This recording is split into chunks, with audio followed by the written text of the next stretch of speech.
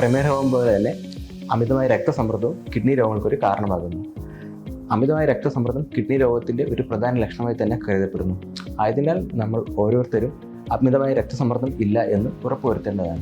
ചിട്ടയായ ഭക്ഷണക്രമത്തിലൂടെയും ചിട്ടയായ വ്യായാമത്തിലൂടെയും നമ്മൾ ഭക്ഷണത്തിലെ ഉപ്പിൻ്റെ അംശം കുറയ്ക്കുക വഴിയും ഭക്ഷണത്തിൽ അമിതമായ കൊഴുപ്പിൻ്റെ അംശം ഉപയോഗിക്കുന്നത് കുറയ്ക്കുകയും ഭക്ഷണത്തിൽ അമിതമായ എണ്ണ ഉപയോഗിക്കുന്നത് കുറയ്ക്കുകയും ഭക്ഷണത്തിൽ പച്ചക്കറികളുടെയും പഴവർഗ്ഗങ്ങളുടെ ഉപയോഗം കൂട്ടുക വഴി നമുക്ക് ഒരു പരിധിവരെ ഉയർന്ന രക്തസമ്മർദ്ദം പിടിച്ചു നിർത്താൻ സാധിക്കുന്നതാണ്. Many people ask me that my blood pressure is only 145/80. It is just 5 millimeter of mercury above target. Why should I bother about hypertension?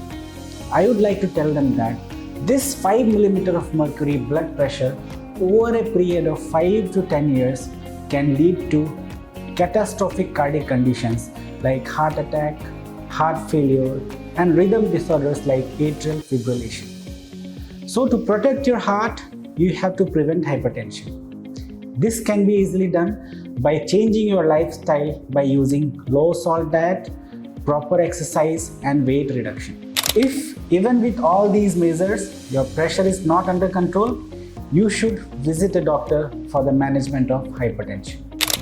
പലപ്പോഴും ബ്ലഡ് പ്രഷറിനെ സൈലൻറ്റ് കില്ലറായിട്ടാണ് നമ്മൾ പറയാറുള്ളത്.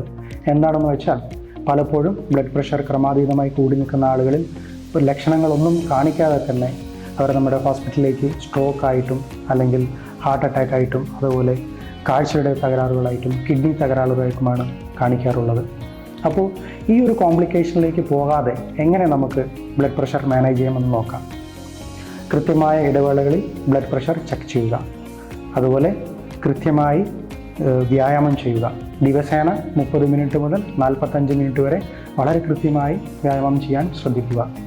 അതുപോലെ ബ്ലഡ് പ്രഷറിൻ്റെ മരുന്നുകൾ കഴിക്കുന്ന ആളുകളാണെങ്കിൽ കൃത്യമായ ഇടവേളകളിൽ ഡോക്ടറെ കാണിച്ച് ബ്ലഡ് പ്രഷറിൻ്റെ തോതനുസരിച്ച് ബ്ലഡ് പ്രഷർ മെഡിക്കേഷൻസിൻ്റെ ഡോസുകൾ അഡ്ജസ്റ്റ് ചെയ്യാൻ ശ്രദ്ധിക്കുക.